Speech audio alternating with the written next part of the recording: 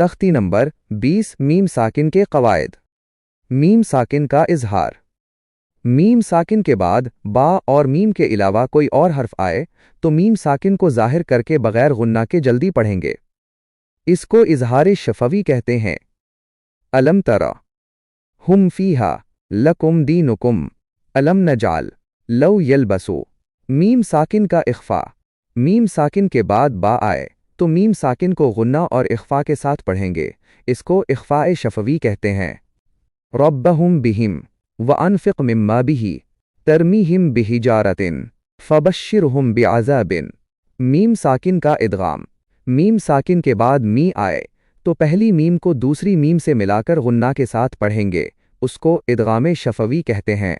इलैकुम मुरसलूना लहुम मा यशाऊना मा लहुम मिन मुहीसन फ़हुम मुग़रमूना।